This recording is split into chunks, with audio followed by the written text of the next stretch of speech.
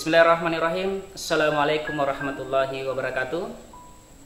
Alhamdulillahi rabbil alamin. Wassalatu wassalamu ala asrafil anbiya'i wal mursalin Sayyidina Muhammadin wa ala alihi wa sahbihi ajma'in, amma ba'd. Puji syukur kita panjatkan atas qadirat Allah subhanahu wa ta'ala, karena pada hari ini kita masih diberikan kesehatan, keselamatan, dan kesempatan untuk mengikuti proses pembelajaran e-learning MAN 1 Kota Makassar. Dan tak lupa pula kita hanturkan salawat dan taslim kepada junjungan kita Nabiullah Muhammad sallallahu alaihi wasallam, Nabi yang telah menggulung tikar-tikar kebatilan dan telah membentangkan permadani kebenaran. Baik, pada hari ini kita sudah memasuki pertemuan ketiga daripada pembelajaran kita, Akidah Akhlak. Dan khusus untuk hari ini kita akan mempelajari makna Asmaul Husna. Untuk itu, kepada ananda sekalian, perhatikan penjelasan berikut ini. Baik, materi kita bab 1, makna 7 Asmaul Husna.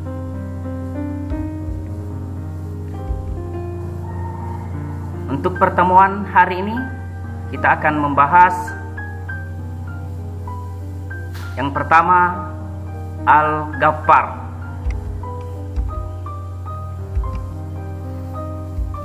Pengertian Al-Ghaffar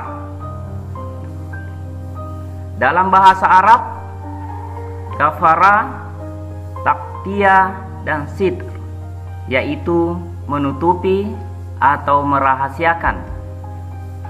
Kata Al-Ghaffar juga dapat diterjemahkan dari kata Al-Maghfirah dan Al-Ghufran, yaitu pengampunan. Al-Ghaffar apabila disandarkan pada Allah berarti Allah sebagai zat yang maha mengampuni. Secara istilah, Al-Ghaffar Allah subhanahu wa ta'ala sebagai zat yang berwenang memberikan ampunan yang diberikan kepada hamba-hambanya sebagai karunia dan rahmatnya. B. Meneladani sifat Al-Ghaffar. Yang pertama, memaafkan kesalahan orang lain. Dalam Quran surah Al-Jasiyah surah ke-45 ayat 14, Allah berfirman,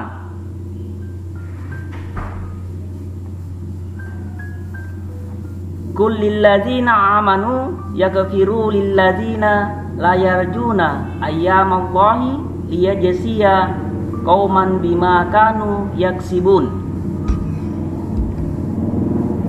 Terjemahnya, katakanlah Muhammad kepada orang-orang yang tidak takut akan hari-hari Allah, karena Dia akan membalas suatu kaum sesuai dengan apa yang telah mereka kerjakan.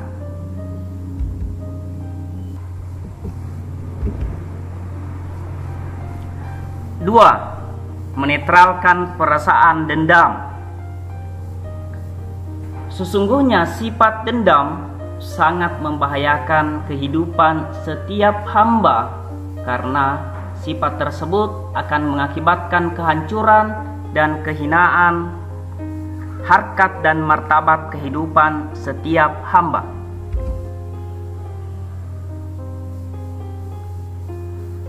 Dalam kisah disebutkan, pada saat Abu Bakar As-Siddiq radhiyallahu anhu pernah bersumpah untuk tidak memaafkan Mistah.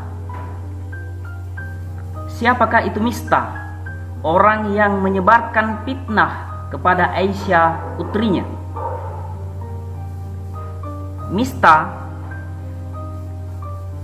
adalah salah satu pembantu Abu Bakar As-Siddiq. Dia bersumpah untuk tidak memaafkan dan tidak akan memberikan nafkah dengan alasan telah memfitnah anaknya Aisyah. Pada saat itu Allah menurunkan wahyu kepada Nabi Muhammad SAW. Aku mengetahui ini karena tampak tubuh beliau bergetar. Begitulah keadaan beliau ketika menerima wahyu, kata Aisyah. Setelah selesai menerima wahyu, perkataan pertama yang diucapkan Rasulullah adalah, "Bergembiralah wahai Aisyah, Allah telah menyatakan kamu tidak bersalah."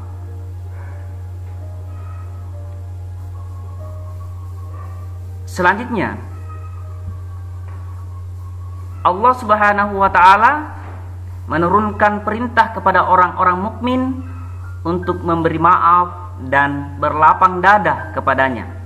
Sebagaimana Allah berfirman dalam Quran surah An-Nur surah ke-24 ayat 22 yang terjemahnya, "Dan janganlah orang-orang yang mempunyai kelebihan dan kelapangan di antara kamu bersumpah bahwa mereka tidak akan memberi bantuan kepada kerabatnya, orang-orang miskin dan orang-orang berhijrah di jalan Allah, dan hendaklah mereka memaafkan dan berlapang dada. Apakah kamu tidak suka bahwa Allah mengampunimu? Dan Allah Maha Pengampun, Maha Penyayang."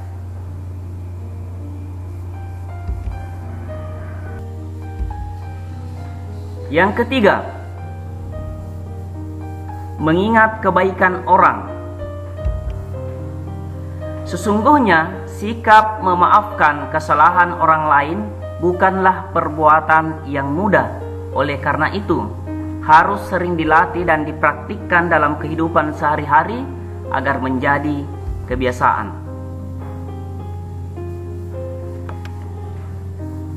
Agar seorang hamba mudah memaafkan orang lain yang berbuat kesalahan, maka seorang hamba harus selalu mengingat kebaikan orang lain. Dengan mengingat, maka akan dapat membuka pikiran dan hati kita untuk rela hati memaafkan.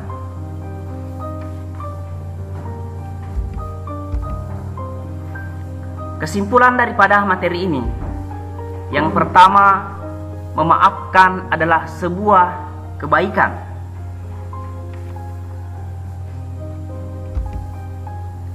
Yang kedua, membenci seorang karena sifatnya. Yang ketiga, mengingat kebaikan orang lain agar mudah memaafkan.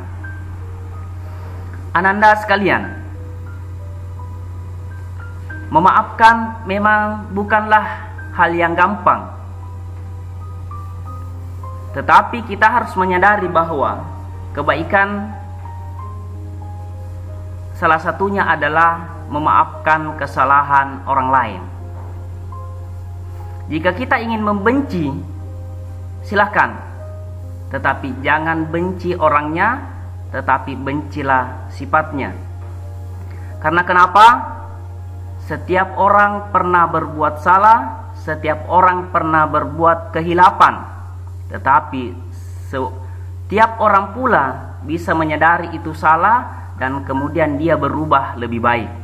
Jadi ketika dia sudah berubah lebih baik, dia sudah berhijrah, dia sudah bertobat, maka sifatnya pun berubah. Untuk itu, bencilah seseorang karena sifatnya, bukan karena orangnya. Sehingga ketika dia sudah berubah, sifatnya sudah lebih baik, maka hilangkan kebencian itu dan maafkanlah orang itu.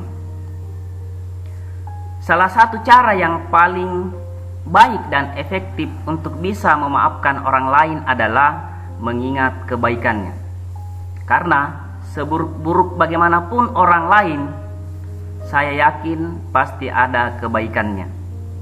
Nah, ketika kita mengingat kebaikannya, maka kita bisa menyadari bahwa kesalahan-kesalahan yang dilakukan itu bisa saja karena kehilapan atau tanpa dia sadari. Untuk itu, ingatlah kebaikannya, dengan itu kita bisa dengan mudah untuk memaafkan.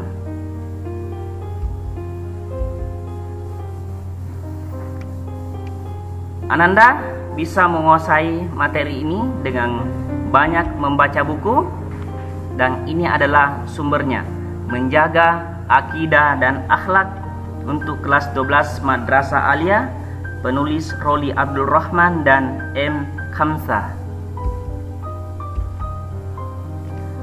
Nah, ini adalah tugas Ananda. Presentase. Ada 2 materi yang akan dipresentasikan. Yang pertama Ar-Razzaq dan yang kedua adalah Al-Malik. Untuk materi Ar-Razzaq akan dipresentasikan oleh siswa yang berurut ganjil seperti 1, 3, 5 dan seterusnya. Dan untuk materi Al-Malik akan dipresentasikan oleh siswa yang berurut genap, misalnya 2, 4 dan 6.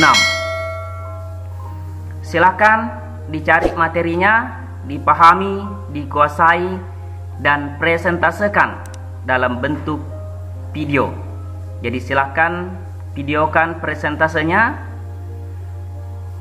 Berusahalah sekreatif mungkin supaya presentasenya sangat menarik. Bisa menggunakan aplikasi apa saja, seperti aplikasi edit video dan lainnya. Bisa menggunakan PowerPoint ataukah yang lainnya. Presentase videonya dikirim paling lambat 1 hari sebelum pertemuan selanjutnya.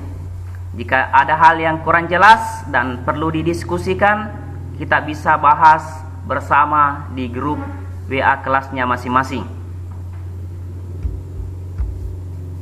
Saya kira cukup untuk pertemuan kali ini. Terima kasih banyak atas perhatiannya dan selamat jumpa pada pertemuan selanjutnya. Wabillahi taufiq wal hidayah, wallahu muwaffiq ila aqwamit thoriq. Wassalamualaikum warahmatullahi wabarakatuh.